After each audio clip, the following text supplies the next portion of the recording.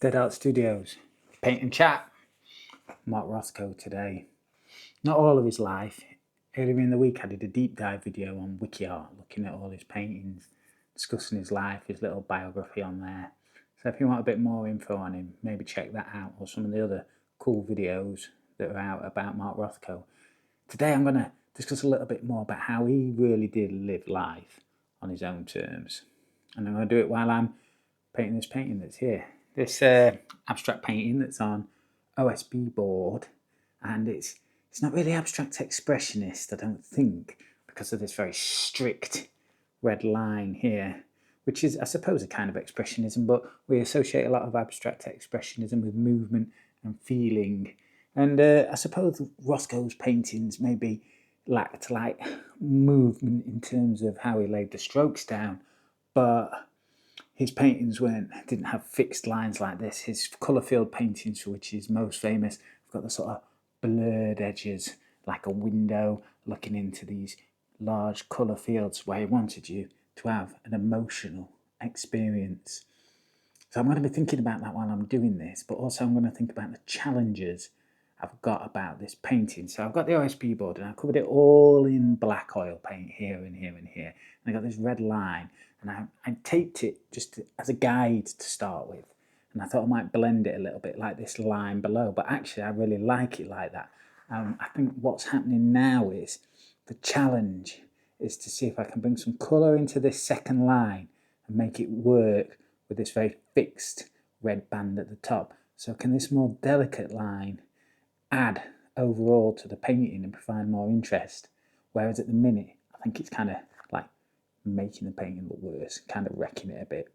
So that's the experiment, and that's what I'm trying to find out. So I'm just going to start today by going in with a very, very thin line, but of stronger colour, straight down the middle of that with my little knitting needle. And we're going to discuss Mark Rothko and how he lived life on his own terms. Now, from a Latvian family, and which immigrated to America at the beginning of the 20th century, like many folk in America at that time. I'm just going to put some cadmium yellow onto this little yogurt pot. And decided to become a painter. Went to all the normal channels, going to art schools, leaving art schools, changing art schools, teaching painting, and looking for his own unique something, a bit like Jackson Pollock, which we discussed last week, looking for something new. And he did all the same sort of stuff, you do a bit of landscapes, he did a lot of things about anonymity and living in city life and maybe being an immigrant, of subways, New York subways and things like that. And in those early paintings you can start to see how he's focusing more on the colour and less on the faces. The faces are very anonymous and the figures are often tall and thin, and it's not about capturing how the figure looks in terms of accuracy, and it's more about a feeling, and there's a certain depression in it, a certain loneliness in it, and a certain confined space with these subway paintings. And then he did other bits and bobs. He did his sort of quite famous self-portrait, which a lot of people would say, well, that's not a very skillful self-portrait, and I might agree to some extent, but the colour use in it is already there. And then sort of like flitted back and forth a bit as he started to use large areas of colour, but in different mixed sort of ways, before finally settling on his extremely famous and extremely expensive colour field paintings, which I'm pretty sure we all know if we're interested in art. And he was unflinching in how serious he was about art. He was super serious, probably my kind of guy, but he still might have been a bit salty, even if I'd gone to hang out with him. He might be like so intense that he might not have just been able to get along with many people at all. But he did have like little groups and movements that he started and joined in on, like many an artist at that time. And he was always struggling for money. So he was a starving artist in the classic sense. And one day he found a bit more fame. His paintings started to sell when he was doing these colour field ones, where he just wanted you to have an emotional experience that wasn't about the painting anymore. and that's why he didn't title them, because he wanted you to decide what it was making you feel, and he wanted you to stand 18 inches away from the painting, and they were like 3 meters tall, so you felt you were like in it. And he was getting concerned that people were buying his paintings just for investment. He was starting to get a bit of money, but he used to start interviewing people about, like, why are you buying this painting? What's your aims here? And I find it quite amusing, but also a bit like cantankerous, isn't it? That you're trying to buy some artwork and then you have to go through an interview process. Kind of funny though, and it would kind of be cool if it was like, if you were deemed worthy of the paintings. And eventually he was offered a big commission for the Seagram Centre, I think it's Centre, I'm not sure, but for the Four Seasons restaurant within it. I think it was a big corporate centre, and they had the Four Seasons restaurant, and they wanted it to be surrounded in Rothkos, which is a cool idea in itself. And he agreed to do it on the terms that if he changed his mind, he could have all the paintings back, and he'd give them the money back. It was £35,000, which back then must have been quite a healthy sum, you know. Definitely some houses and things could be bought. Well, definitely, I think my mum and dad bought their house for like £10,000 in like 1978. So, yeah, you were going to be wealthy from this commission. And he went went to Europe. It's very important when you get a big commission, isn't it? And you're an American artist, you go to Europe, and he had a look around at various things. He went to St. Ives, the famous artists' centre of Britain, other than London. Probably in some ways more so. Like, that's where Barbara Hepworth was hanging out. Maybe he went and saw Barbara. I'd love to find that out. And he came back and he painted the murals, and they're quite famous. They're the sort of painted in mauves and blacks and browns and dark colours, and not everybody liked them. Like Francis Bacon, the British-Irish artist, he said they were dreary and horrible and depressing. And yeah, they weren't necessarily liked by anybody, or everybody, should I say. But he painted them, and they went into the Four Seasons restaurant, and he wanted you to have the feeling that you were sort of being trapped in a way, which is a strange thought for somebody who's having a bit of a meal, isn't it? Very intense. And so he's got these very strong philosophical ideas. And he went to dine in the Four Seasons, and ultimately decided that, like, having had the food and seeing how much it all cost and everything, it was like far too decadent for him and his likings. So he invoked his clause in the contract where he said he could take the paintings back, and that's what he did. He gave the money back, returned himself to poverty for the sake of his art and his beliefs, maybe more so.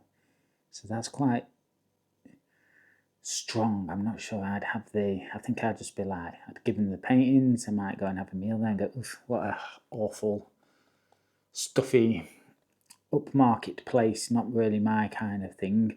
And then I'd probably just go home and spend my money and not worry about it too much. But not Mark. He had integrity beyond most people, even if maybe some would say it's a little bit misguided. So what are we doing here with the painting? I've started off just kind of randomly. I've got the cadmium orange and the cadmium yellow on there. And I'm going to come across the middle as sort of in as fine a line as possible. I want the colours to be stronger. I think ultimately I'll come back and put some extra layers on the red down the middle, because this is darker sections and I want those to look darker and create more depth, like it's almost you're looking into maybe a carcass or something, flesh, like it's just sort of you're going in deep, and then there's the sort of brighter reds on the top and the highlights. I suppose highlights might not be the right term, but yeah, the stronger, more saturated reds on the top. So I am going to do that, and then I want this to sort of compare in some way and relate to that. So I do want a bit of strong colour in there. I mean, this paint was inspired by my bathroom window at night, when I've talked about it in other videos, where some cranes over there, that they're building this new big science lab centre. At night, the cranes have got these red lights on, and they form this red strip across my dark black bathroom window. And then below there's the sort of street lights of the city also in there. So I thought I'd try and put them in, but then when I did put them in, I found that it didn't really, there was almost a temptation that I should have just left the red stripe and the black of the paint in there. But I'm like, okay, fair enough, I could do that, and it'd probably be quite a cool painting. But that isn't, like, I suppose this is where I'm relating myself a little bit to Rothko's thoughts. It's not what I was setting out to do, and what I'm more interested in now is getting this extra section, which doesn't really fit in, to somehow add something to the painting and make it successful. So it's an experiment in painting. Now, I'm not sure whether it's abstract expressionist, because I don't think it's relating that much to emotion, because it is originally from something I've seen outside. So in some ways impressionistic, but highly like abstract. Is there such a thing as abstract impressionism? I don't think there necessarily is. So maybe I'll coin it for this one. But it's kind of impressionistic. Maybe abstract impressionism is actually expressionism. Who knows? These isms all get very confusing, don't they? And they also overlap. You got like Fauvism, suprematism, abstract expressionism, and Fauvism was a little bit before. Suprematism kind of overarches other movements and resides within other artists, certain artists and things like that. So it gets a bit confusing. I'm trying to wipe the black off that I'm picking up off of the wet oil paint, so that I don't contaminate my orange too much, so that I can put strong colour down. And we're just going to try and stay pretty central and go all the way across. So yeah, I'm using oil paint, and it is wet. It's staying wet, and I'm working on it wet. It's going to take ages to dry. I'm not using any mediums or anything like that. I'm just applying it kind of thick with the knitting needle, just to create this texture over the already textured OSB board. So the OSB board has got a lot of texture from the chips of the wood that make it up. The compressed, glued nature of the OSB board provides a lot of shapes, which you can still kind of see. But then I've got this scraping over the top, a bit like, almost like fur or something, going over the top. So maybe it's almost like a skin coating and some short hair or something over the top. We could maybe think of it that way. Now, the danger with doing this is, because I'm so close to it, that I've gone off a bit wonky one way or the other. It would be nice to stand it up and do it with a long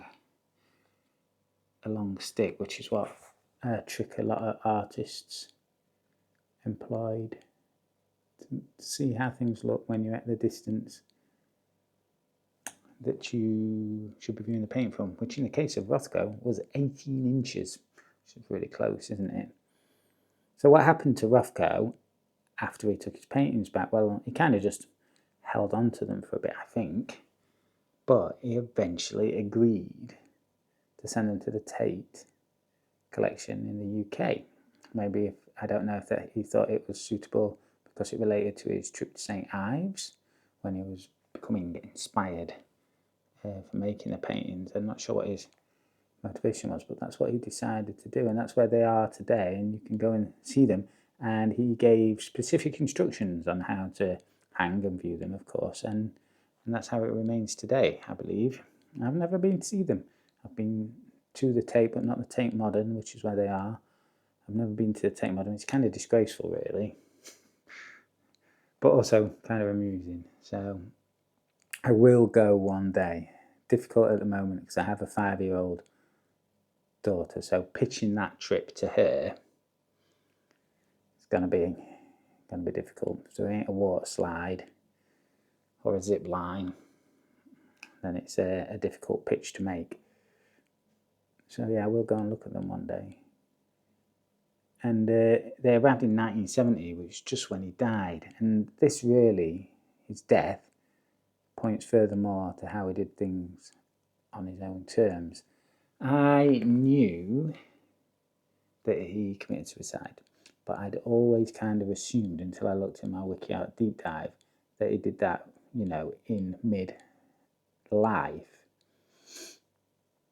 And therefore it was tragic in that sense, maybe in like a more Kurt Cobain kind of way.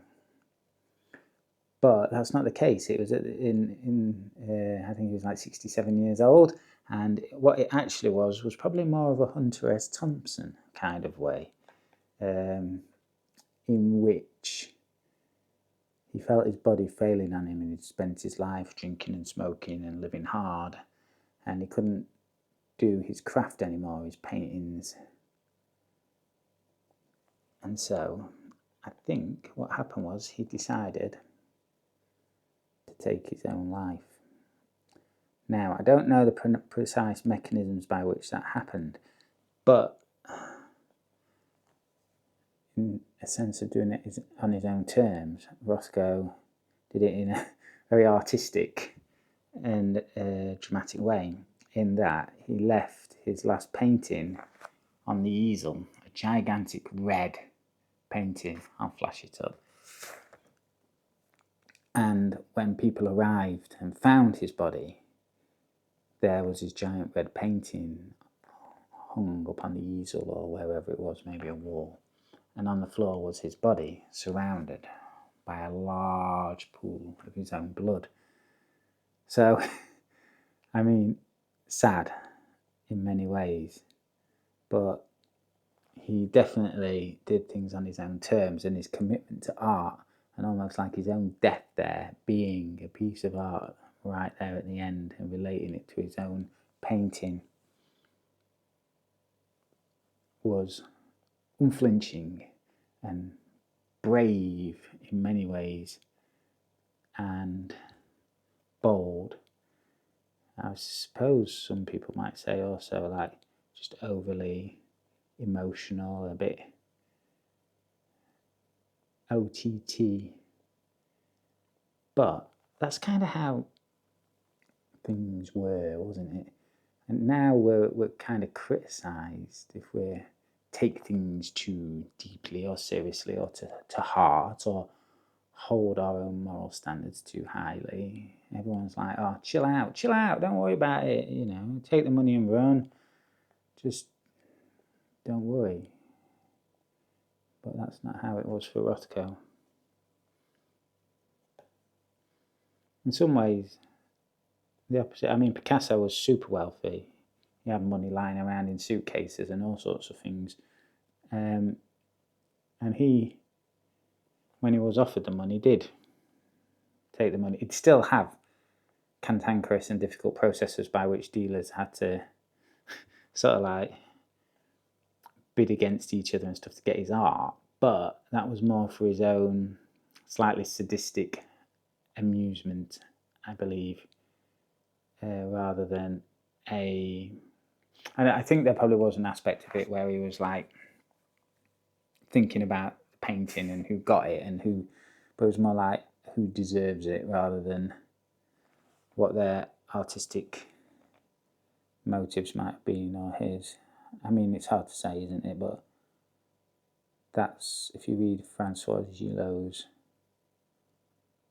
biography of Picasso and her autobiography, it's the same book, Her Life with Picasso, then that's the sense you get, that he was a game player.